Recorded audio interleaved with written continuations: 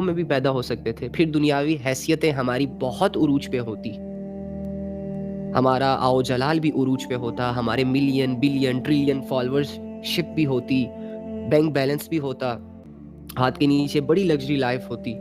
لیکن اگر ہم مسلمان نہ ہوتے، اگر ہم ایمان والے نہ ہوتے، تو میری دولت کیا دولت، میری شہرت کیا شہرت، میری عزت کیا عزت. کاغذ کے نوٹ تو مجھے آخرت میں کامیاب نہیں کر سکتے. اللہ تعالیٰ فرماتے ہیں کہ اس دن یہ لوگ اپنا سب کچھ دے کر یہ خواہش کریں گے کہ آج ہم اللہ کے عذاب سے بچ جائیں. کون لوگ؟ یہی دنیا کے پجاری، یہی جھوٹے معبودوں کو اپنا معبود سمجھ کر ان کی عبادتوں میں مصروف لوگ، یہی جو اللہ کے بغیر اپنی زندگی گزار رہے ہیں، دھن دولت دنیا عزت شہرت کے پیچھے لٹو دیوانے. اچھا لٹو اور دیوانہ ہونا چلو اتنی بری بات نہیں ہے، محنت کرنی ہے بھائی. دنیا میں رہتے ہیں تو کمانا بھی ہے، دنیا میں رہتے ہیں تو کھانا بھی ہے، دنیا میں رہتے ہیں تو شادی کر کے بچے بھی پیدا کرنے ہیں، اس کی پرورش بھی کرنی ہے. یس آف کورس صحابہ نے بھی کی ہے، ان کے بعد آنے والے لوگوں نے بھی کیا، اور آج تک لوگ کر رہے ہیں الحمدللہ. لیکن دا تھنگ از ڈینجرس چیز یہ ہے کہ جب بندہ دنیا ہی کو اپنا اوڑھنا بچھونا بنا لیتا ہے، اس کے مائنڈ میں یہ چیز ہوتی ہے کہ دین کے ساتھ دنیا ضروری، دنیا کے ساتھ دین ضروری، لیکن وہ سارے اوقات صرف دنیا اور دنیا داری کو دے رہا ہوتا ہے. صرف دنیا ہوتی ہے اس کی لائف میں، آخرت ایک فارمیلٹی بن جاتی ہے. ایسے انسان کے لیے خطرے کی گھنٹی ہے کہ اللہ رب العزت نے اتنی قیمتی دولت آپ کو دی، ایمان، کہ ایمان کے ہوتے ہوئے تمہارا چھوٹا بڑا نیک عمل تمہاری آخرت کے درجوں میں بلندیاں کرتا جائے گا، تمہیں آخرت کے اعتبار سے امیر تر کرتا جائے گا. اور اس ایمانی دولت کے ہوتے ہوئے آپ اپنے اس ایمان کے ٹوکن کو یوز کر کے آخرت نہ کما پاؤ، دنیا کی خاطر اس کو ضائع کر دو. سو یہ ان لوگوں کے لیے خطرے کی گھنٹی ہے. تو اللہ ہمیں ان لوگوں میں بھی پیدا کر سکتا تھا جن کے پاس دھن دولت دنیا عزت شہرت. آج دیکھ لو سب کچھ ہے ان کے پاس. کبھی کمپیئر کیا آپ نے؟ ویسے یہ جو لوگ سوشل میڈیا کے تھرو آپ لوگوں کے سامنے آتے ہیں، کچھ خوبصورت ہوتے ہیں، کچھ مشہور ہوتے ہیں، کچھ بلینئرز ہوتے ہیں، کچھ لگژری لائف دکھا رہے ہوتے ہیں. کبھی کمپیئر کیے خود سے ان کو؟ ظاہراً نہیں، ظاہراً تو کمپیئر کرو گے پھر تو تم ہار جاؤ گے، پھر تو تمہیں اپنا آپ غریب لگے گا، پھر تو تمہیں اپنا آپ ایک پنجرے میں قید لگے گا. ظاہراً دنیاوی حیثیتوں سے اگر تم ان لوگوں سے کہ جن لوگوں کو اللہ رب العزت نے ایمان سے محروم رکھا اپنے اعمال اور اپنے کرتوت کی وجہ سے، اللہ کی کسی سے دشمنی نہیں ہے، یاد رکھنا. اللہ رب العزت عین ممکن ہے کہ آپ یا ساری دنیا کوئی بھی چیز اللہ سے مانگے تو پھر اس میں اگر اس انسان کی بہتری ہو تو اللہ تعالیٰ وہ اسے عطا کر دیں گے. اگر بہتری نہیں ہوگی نا تو یا ڈیلے کر دیں گے یا عطا نہیں کریں گے، ٹھیک ہے. لیکن یہ جو ایمان ہے نا، ایمان، ہدایت، اللہ کا تعلق، اگر کوئی شخص دل سے یہ چاہ لے کہ مجھے اللہ چاہیے، مجھے ایک خدا کی عبادت کرنی ہے، پاک صاف زندگی گزارنی ہے، ہدایت چاہیے مجھے، تو یہ ہدایت کا جذبہ جس کے دل میں بھی ہوتا ہے نا، وہ تب تک اس دنیا سے نہیں جاتا جب تک کہ اللہ رب العزت اس کو ہدایت دے نہیں دیتا. یعنی اللہ کے خزانوں سے آپ کو بہت ساری چیزیں یا تو مل سکتی ہیں یا نہیں مل سکتی، یا آخرت میں ملیں گی آپ کو. اس دنیا میں آپ کو صبر اور آزمائش سے گزار دے گا اللہ، ٹھیک ہے. لیکن یہ جو ہدایت کا معاملہ ہے نا، اس میں اللہ رب العزت کسی بھی انسان کو نو نہیں کرتا.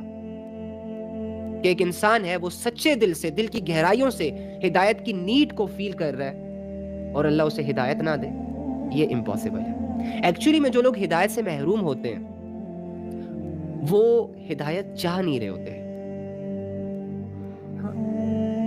مجھے بتاؤ، جو بندہ کیریئر بنانے میں انٹرسٹڈ نہ ہو، اس کے اعمال، اس کے افعال، اس کی سوچ، اس کا ٹائم ضائع کرنا یہ اسے ریئلائز کروا رہا ہوتا ہے نا کہ تو بھائی کیریئر بنانے میں انٹرسٹڈ ہی نہیں ہے، تو اس کا کیریئر نہیں بنتا. لیکن جو کیریئر بنانے میں انٹرسٹڈ ہوتا ہے وہ محنت کرتا ہے، لوگوں کو دکھتا ہے کہ یار یہ بندہ کیریئر بنانے میں انٹرسٹڈ ہے، دین اس کا سال 2 سال کے بعد کچھ 2-4 تھپڑ دھکے کھانے کے بعد گرتے سنبھلتے کیریئر بن ہی جاتا ہے بھائی، کچھ نہ کچھ کما لیتا ہے، کسی نہ کسی جگہ پہ پہنچ جاتا ہے. تو یہ اس وجہ سے ہدایت سے محروم رہتے ہیں. بہت سارے لوگ ہدایت لینے میں اللہ سے انٹرسٹڈ نہیں ہوتے، ہدایت کی دعا نہیں کرتے، یا پھر ہدایت کی نیڈ کو فیل نہیں کرتے. غفلتیں ہوتی ہیں. وہی بات کہ جب تک غفلت ختم نہیں ہوگی تب تک اللہ سے جڑی کوئی بھی بلیسنگ ہمیں سمجھ ہی نہیں آئے گی. تو جب سمجھ ہی نہیں آئے گی تو شکر گزاری کیا کریں گے؟ پھر تو دنیا ہماری دیوانی اور ہم دنیا کے دیوانے. دنیا تو خواہشوں کا گھر ہے. دنیا تو جھوٹی محبتیں اور جھوٹی تسلیاں دینے میں بڑی ماہر ہے.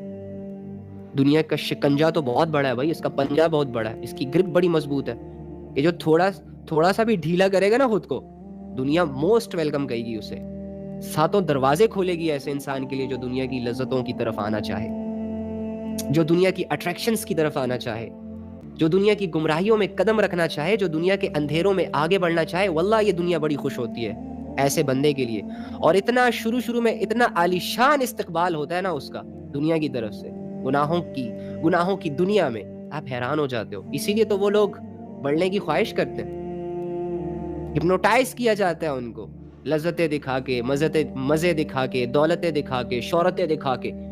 کیا ہو وہ دنیا جس کو خدا دھوکہ کہہ رہا ہے, وہ دنیا جس کو خدا آزمائش کا گھر کہہ رہا ہے, وہ دنیا جسے خدا مکڑی کا جالا کہہ رہا ہے, نان ویلیویبل چیز کہہ رہا ہے. ارے دیکھ تو صحیح وہ کیسی جنت بنتی ہے تمہارے لیے, ایک دفعہ آؤ تو صحیح. رب کی بات کا یقین کرو گے پھر تو دنیا میں شاید پیچھے رہ جاؤ گے. اب یہ لالچی ہوتی ہیں دنیا جو دے رہی ہوتی ہے ایک عام نوجوان کو, لڑکے اور لڑکیوں کو. دیکھو دنیا کی فینٹیسی, دیکھو دنیا کا عروج, یہ دیکھو فیشن انڈسٹری کہاں سے کہاں نکل گئی, اور تم ابھی تک سٹل وہیں پہ بیٹھے ہو. پرانی سوچ, اساطیر الاولین والی زندگی, صحابہ کی باتیں سن رہے ہو. ایسے دھوکے دیتی ہے دنیا. پھر لیکن دنیا کا مقصد بھی تو کچھ ہوگا نا. ایویں تو نہیں آپ کو اپریشیٹ کر رہی.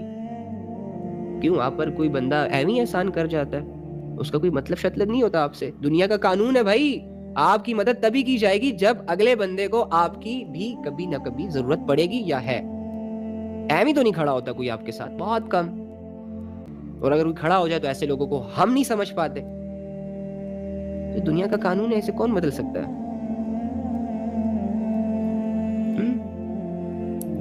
تو دنیا کا کوئی نہ کوئی مطلب تو ہوگا ان نوجوانوں سے جنہیں یہ دنیا اپنا آپ خوشنما کر کے دکھا رہی ہے اور ان کے لیے گناہوں کے راستے آسان کر رہی ہے اور ان کو غفلتوں میں ڈبا رہی ہے اور ان کی ایک لگژری لائف سیٹ کر کے دے رہی ہے یہ دنیا. اور یہ دنیا کے کچھ بگڑے ہوئے لوگ, تو بدلے میں اس سے بھی تو کوئی قربانی دینی پڑے گی نا یار.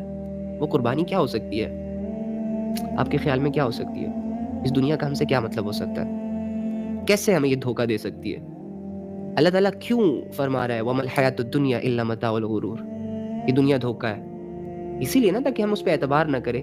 تو پھر جو بندہ اس پہ اعتبار کر لیتا ہے تو یہ دنیا اس کے اعتبار کو توڑتی کیسے؟ اگر ہم پیک کی بات کریں, ٹاپ کی بات کریں, تو اس دنیا کا مقصد یہ ہے کہ انسان رب سے کٹ جائے, رب سے جڑے جذبے اس کے دل سے نکل جائے. یہ سارا ٹائم دنیا میں لگائے, رب کو ٹائم دے کر یہ اپنی آخرت نہ بنا پائے. بس یہ دنیا کا سمپل سا مقصد ہے. جو اس کے لیے تیار ہو جاتا ہے, جو اپنے ایمان کو قربان کر دیتا ہے دنیا کی خاطر, پھر یہ دنیا اس کے لیے تمام راحتوں کے دروازے کھول دیتی ہے. دیکھ لو, آپ صرف مسلمانوں کو نہ دیکھو نا, امت میں تو نان مسلمز بھی ہیں. آج بھی میں بھائی سے بات کر رہا تھا, میں نے کہا پورن انڈسٹری کے لوگ جو ہیں وہ بھی امتی ہیں, اور اگر کہا جائے تو قیامت کے نشانیوں میں سے بہت ساری نشانیاں وہ پوری کر رہے ہیں. عورت اپنے آقاؤں کو جنے گی, زنا عام ہو جائے گا. تو لوگ آج زنا کو ایز اے کاروبار لے کر چل رہے ہیں بھائی. زنا کی ایجوکیشنز دی جا رہی ہیں, ایجوکیٹ کیا جا رہا ہے, دعوتیں دی جا رہی ہیں کہ آؤ جوائن کرو ہماری یہ فیملی, جوائن کرو ہمارا یہ گروپ. اس میں ایسے عزتیں اتاری جاتی ہیں, اس طریقے سے بہت اچھی عزت اترتی ہے, بدلے میں پیسہ آتا ہے, بدلے میں دنیا آتی ہے. آپ کو نہیں لگتا دنیا بہت بگڑ گئی ہے؟ آپ کو نہیں لگتا کہ لوگ بہت بڑے بڑے گناہوں میں انوالو ہو چکے ہیں؟ آپ کو نہیں لگتا کہ ہمارے دلوں میں اللہ کی یاد کے جذبے اور اللہ رب العزت سے تعلق کمزور ہو چکا ہے؟ اور اس کا ریزن آپ کو سمجھ نہیں آ رہا. دنیا کی محبت. جس دل میں دنیا کی محبت ہوگی وہ دل اللہ کی محبت کو فیل نہیں کر پائے گا. تو فیلنگ لیس بندے کو کوئی احساس ہی نہیں ہوتا. تو اللہ کی محبت کا احساس نہیں ہوگا تو دل اسے کھینچنے کے, اسے اپنے اندر سمانے کے جذبوں سے خالی ہوگا, اسٹرگل کے لیے تیار نہیں ہوگا. حالانکہ ایسے انوائرمنٹ میں کہ جب دنیا ناچ گانا, فلموں اور شوبس کی دنیا میں اور فیشنز میں اور گلیمرائز ہونے کے چکروں میں اور فینٹیسیوں میں اور بے حیائیوں میں اور گناہوں میں اور اعلان گناہوں میں انوالو ہو جائے, ایسے دور میں جب کوئی بندہ مومن اپنے ایمان کی حفاظت کرتا ہے, یہ آسان ٹاسک نہیں ہے. تو مرنے کے بعد جنت کے 8 دروازے ایسے مومن کو, ایسے مرد مجاہد کو, ایسے شہید کو, ایسے اللہ والے کو اپنی طرف بلائیں گے. جیسے جنت کی یہ ڈیمانڈ ہے کہ دنیا کو چھوڑو.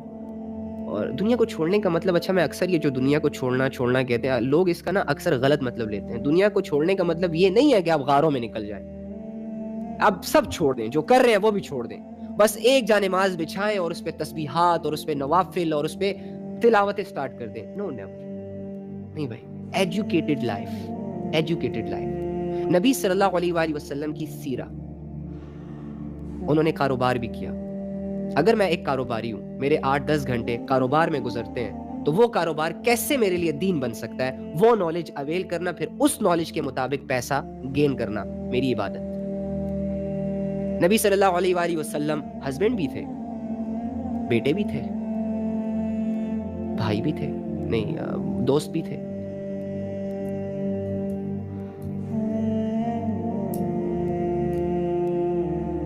انہوں نے دوستیاں کیسے نبھائی, دوستوں کے ساتھ کیسے ٹائم سپینڈ کیا.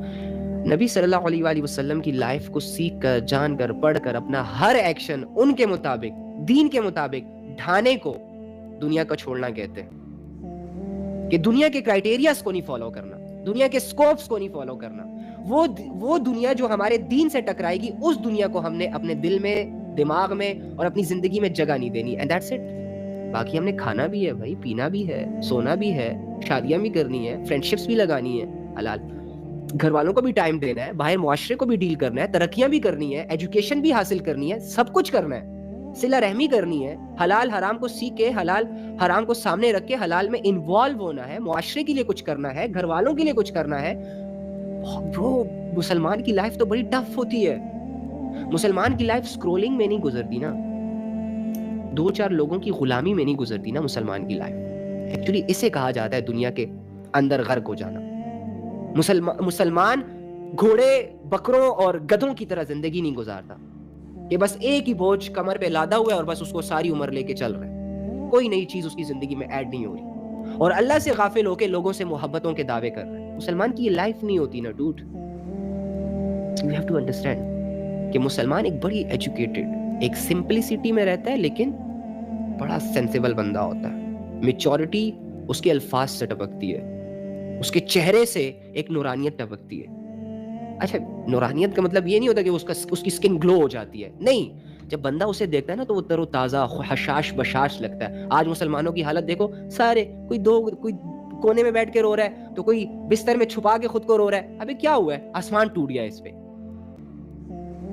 مسلمانوں کی اسٹرینتھ تھوڑی پاورفل ہوتی ہے, وہ دنیا کے مسئلوں کو نا اتنا سر پہ نہیں چڑھاتے, اور اگر گر جائے نا تو انہیں دوبارہ اٹھنا آتا ہے. وہ اللہ کے لیے جی رہے ہوتے ہیں, اللہ کے لیے نبھا رہے ہوتے ہیں. اپس اینڈ ڈاؤن سے ان کا کوئی لینا دینا نہیں ہوتا. ہاں, اپس اینڈ ڈاؤنس کی وجہ سے موڈ سوئنگ ہو جائے, موڈ چینج ہو جائے, اٹس اوکے, اتنی گنجائش ہے.